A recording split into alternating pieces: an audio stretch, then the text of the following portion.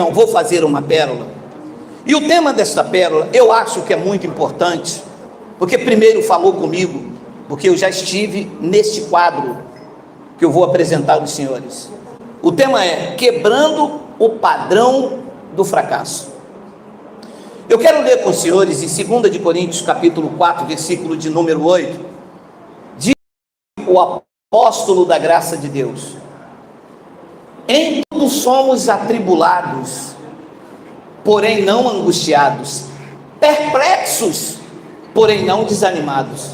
9, perseguidos, porém não desamparados, abatidos, porém não destruídos. Esta é uma confissão que leva a uma atitude mental de quebrar padrões de fracasso. O que é um padrão de fracasso? É aquela pessoa que desanima de lutar perante a vida. Ela se entrega ao fracasso. Eu já disse aqui reiteradas vezes, fracasso não é o que eu sou. Fracasso é algo que acontece comigo. Eu já fracassei, mas eu não sou um fracassado. Eu fui alguém que insistiu em quebrar um padrão de fracasso, porque eu fazia, dava errado, batia, não se abria. E existem pessoas que são assim: eu já tentei, eu já fiz, não deu certo, desisto. Quantas pessoas você conhece que entra para fazer vai para a academia, uma semana, 2, 1 mês, 2 meses, desiste.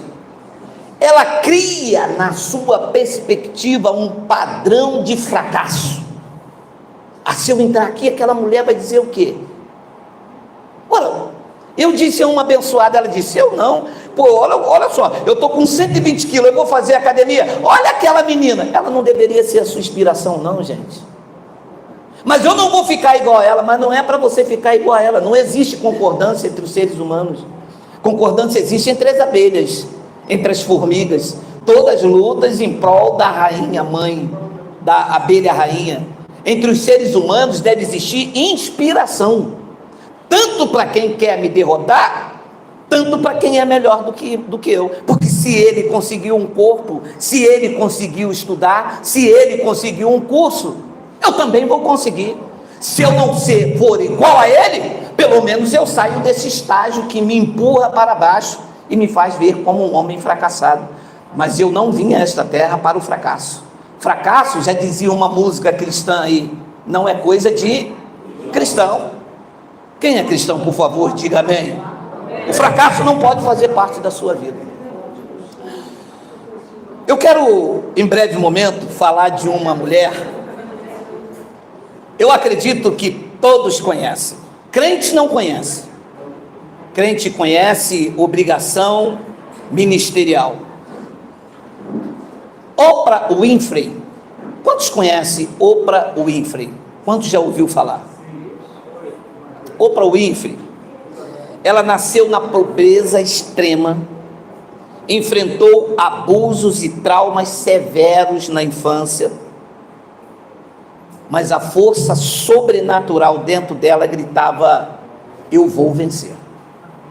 Hoje, Oprah Winfrey é uma das mulheres mais influentes do mundo e a primeira negra nos Estados Unidos a se tornar bilionária. Tinha tudo para dar errado. A sociedade não a aceitava. Sylvester Stallone, que eu já disse aqui uma vez, ele nasceu com paralisia facial, dificuldade na fala, foi abandonado pelos pais, criado em orfanato e na escola, e lá no orfanato sofreu bullying. Nada do que acontecia ao seu redor abalava o que ele tinha na mente. Na fase adulta, ele realizou vários testes para ser figurante, foi rejeitado em todos, e todos os diretores lhe diziam: seu rosto não serve e sua voz atrapalha. Até hoje, se você reparar, ele tem uma debilidade, ele tem uma voz. Esse homem é um dos artistas, um dos atores mais bem pagos de Hollywood.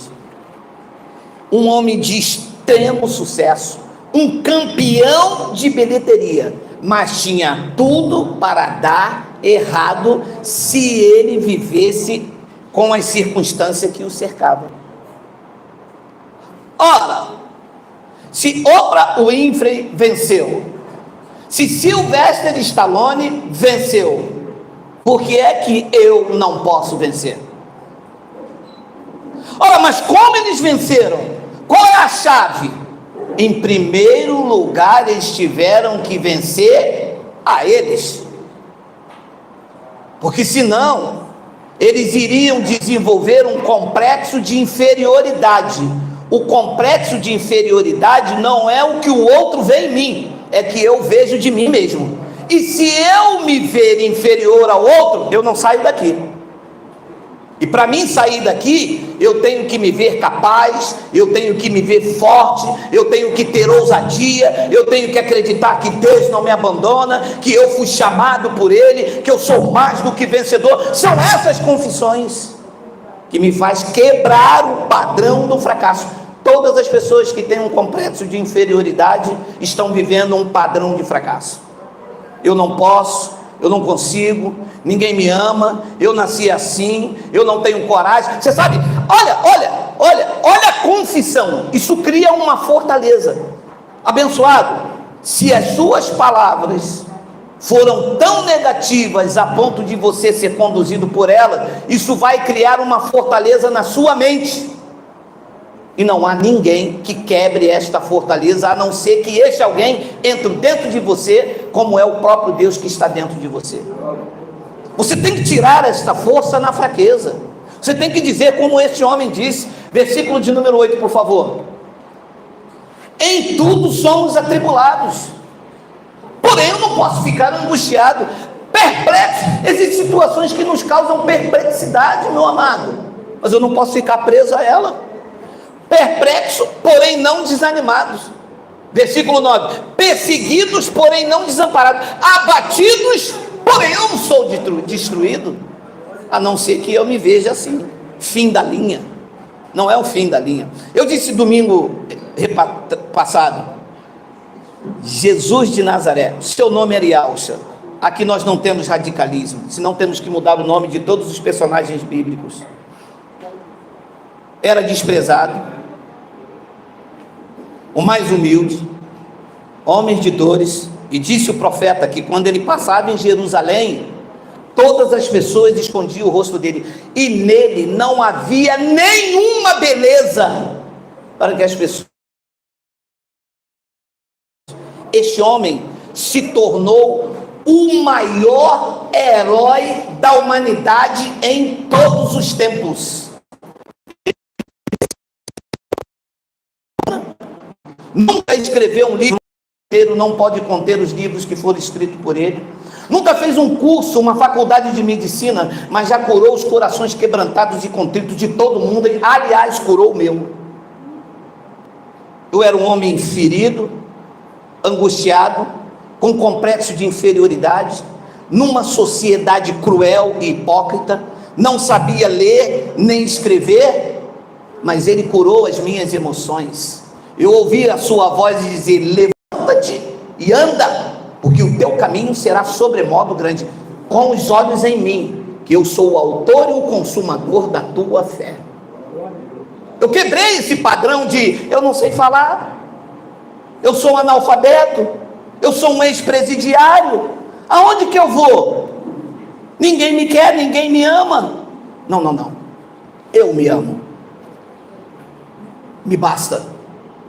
Ainda que ninguém te ame, você tem que dizer: eu me amo. Ainda que ninguém acredite em você, você tem que dizer: eu acredito em mim. Ainda que as pessoas te vejam fraco, você diz: mas eu sou forte. Isso quebra padrão de fracasso. Isso faz com que você evolua, que você acredite na vida, que a vida tem gosto, tem sabor, porque a pessoa mais importante dessa vida és tu. Tu és a pessoa mais maravilhosa, mais especial. Mas meu marido não me ama. Mas você se ama. Você vai ver o quanto ele vai reparar em você. Se você se ama, você não vai chorar por conta do marido que não te ama. Você vai viver pelo seu amor próprio, dignidade. Você vai se levantar. Você vai tomar até banho. Para você ver.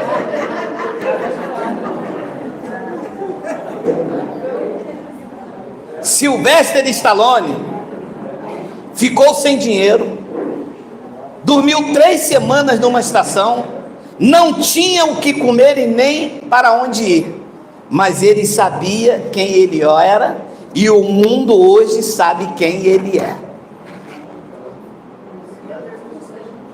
Quando eu saí de uma chamada igreja, lá eu tinha salário de pena. Eles não me viam como um pregador do evangelho, eles me viam como um pobre coitado. O Geraldo fala em línguas, salta no mistério, tempo da lei, aquela mentira toda.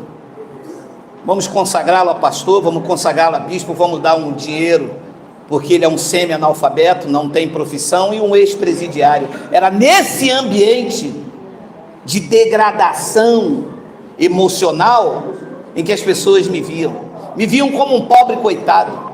Mas eu não nasci para ser visto como um pobre coitado, eu nasci para que as pessoas me respeitem, porque respeito é melhor do que você se ver como um pobre coitado. E eu soltei aquelas amarras. Eles me disseram: e você vai para onde? Você não tem uma profissão, aqui você ganha R$3.500, você é um ex-presidiário, para onde você vai?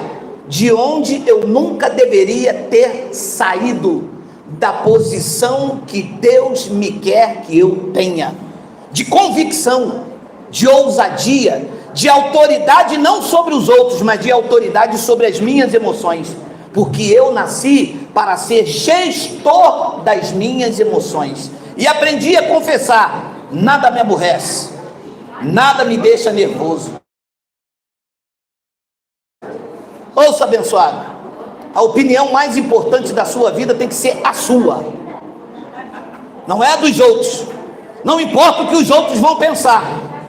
Vou repetir uma frase que eu sempre falo no meu canal de manhã, as pessoas já sabem, já vem o Geraldo com a frase: sim, caixão tem quantos lugares? Só vai ser o seu. Seu marido não vai. Vocês podem morrer num acidente, que os céus não os ouçam. Se você morrer num acidente, você, seu marido, sua família, que os céus não ouçam. Não vai ter um caixão para todo mundo. O caixão vai ser só seu. Se você ficar internado no hospital, todo mundo lá pegar uma gripe, pegar uma pulga, todo mundo for para o hospital, só vai ter uma cama de solteiro. O hospital tem cama de casal?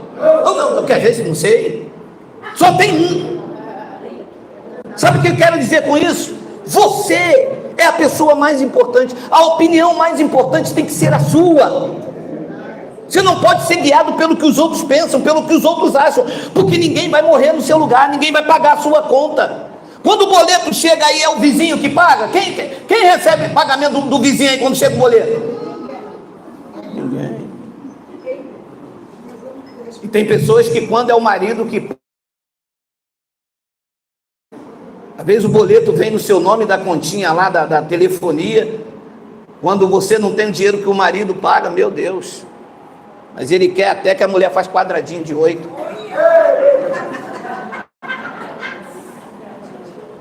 Mas não tem um negocinho que... Se ame, ame-se, cuide-se, viva. A vida é uma só.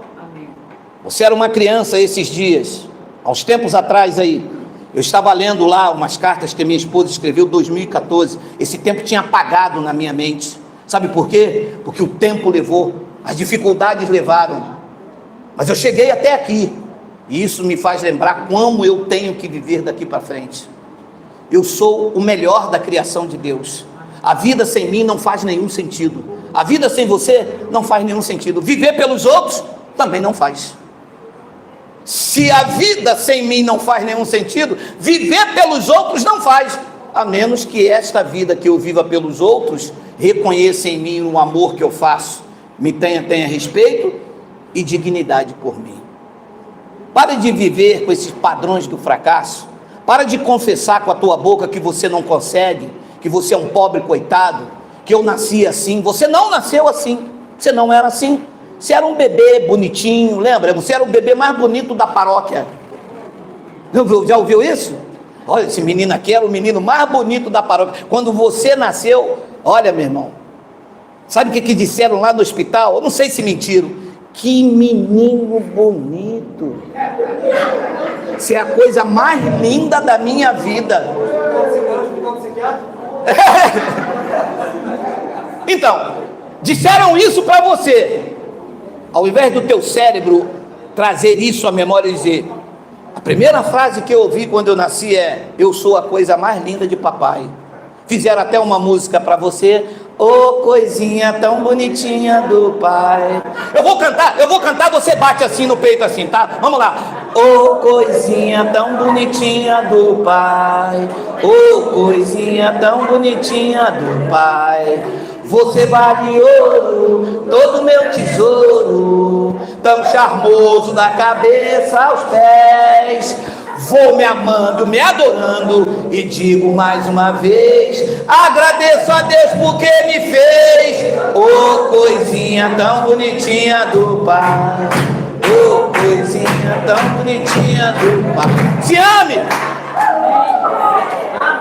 Você é a pessoa mais especial que Deus fez nesta terra.